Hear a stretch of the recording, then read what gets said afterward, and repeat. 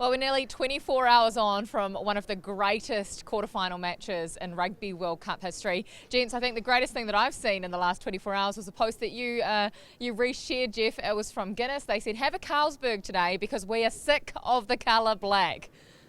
Yeah, look, there's so much to take out of that game, Mills, and it was a remarkable 83, 84 minutes. That's what knockout games are supposed to be like. We anticipated it being an epic battle, and it's exactly what it was. And you have to actually give credit to both sides because it would have been easy to falter under the pressure, but they stood up. It was a remarkable game, and look, there's a lot of things that have kind of come out online.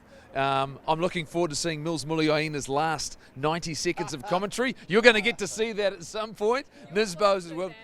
Well, to be fair, I did want them to call it Wayne Barnes, and you did, thankfully. Mate, it was amazing, Mills. Well, I guess it just goes to show, right, how proud we were of the effort the guys put in. I think the whole of New Zealand would have to admit the same thing. You know, the fact that we're drowned out in terms of the the voices, but it's been such a big, massive week, wasn't it? The intensity was there, the hype around it. There's probably a little part of us that thought we actually didn't quite know whether we were going to win. So that made it even more special. The game itself, I'd have to say that's probably the best game I've ever experienced, ever. Both teams went out there, the way they played, 5 scrums. I mean, it's just testament to both sides. So I wish it was the final, but man, you can't complain after that effort. I'm still scratching my head to understand how Ireland held onto the ball for 37 phases, how the All Blacks defended for 37 phases without making a mistake, without giving away a penalty, when you're absolutely exhausted, Jeff, in the final 3 to 4 minutes. A remarkable period of play, and I think that's credit to the fact we've sort of always knew Ireland coming into this tournament were outstanding on attack. Knew exactly who they were, their structures, the things they needed to do to put opposition under pressure. You think how they worked their way up the field, but also I think the discipline from the All Blacks, recognising too that they weren't in a position where you could give away a penalty. You didn't want to have to go and defend your line from a line-out drive. They'd felt that already a yellow card penalty try.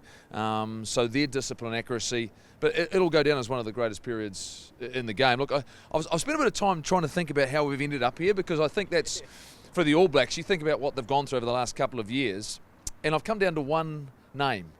It includes 3 players, and it's the Barretts.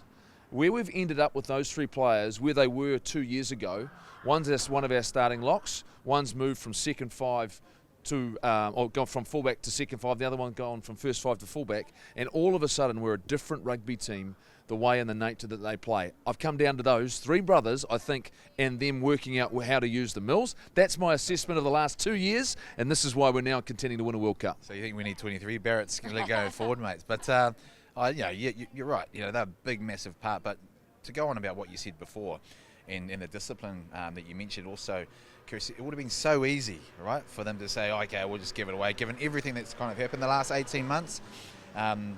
But there's real belief in that team, and we talk a lot about adversity and things like that.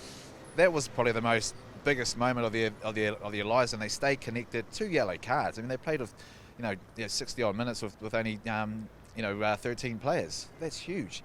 So it was massive. The captain stood up, experience stood up, guys that sort of people have I suppose knocked and questioned over the last 5 or so weeks. They all stood up, and so now the key thing for them is obviously to rest up, and we want to embrace what's just happened, obviously, but we know there's still lots more to come, and sort of defining them now will all come down to how they progress in the next couple of weeks. What about Ireland? I mean, they were on the cusp of breaking the All Blacks record. They had won everything that you could win in the last couple of years, and the scribes in the last sort of 12 hours have said if Ireland were anywhere near 90%, they would have won that game, but they weren't. How did you assess the 83 minutes? They were better than 90%, weren't they, from Ireland?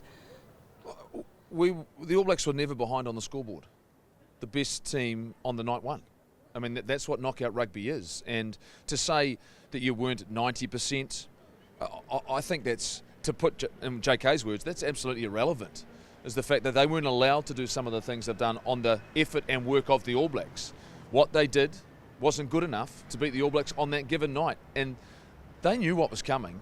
They should have understood and known that this All Black team wasn't the same All Black team that they beat last year in New Zealand.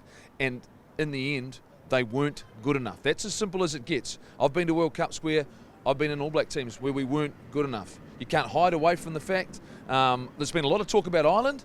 I think in some ways there's been not enough talk about the All Blacks, because they were the team that went out and actually won the game and put everything on the line. And I've said this, they wanted it. I believe they wanted it just that little bit more. Yeah, I agree. I think, I mean, how can you say that they weren't at the absolute best? You played with what's given in front of you, and we talked about it a lot, you know, about the mental side of it. You know, we've been there. The All Blacks have been there. They've done that. They've gone through adversity. They've gone through the pain that Ireland are going through right now. That takes a lot of years to come through that. But to be mentally tough in terms of what they sort of did and the preparation they did, that's sort of pulled them through. I agree with you. I'm still celebrating. I don't want these days to end. You know, it's so special. You sit there and watch the highlights. You see how special the team has sort of come out. And you're still celebrating, and that's what we should be doing right now. The next few days. We were. There we were. You know, and. We'll do it again. Let's hope so. And that's it, right? The All Blacks are now in the semi-finals of the Rugby World Cup in 2023. That was the goal. 2 more hills to climb if they are to climb Everest again, right? A remarkable test match. Thank you so much for watching.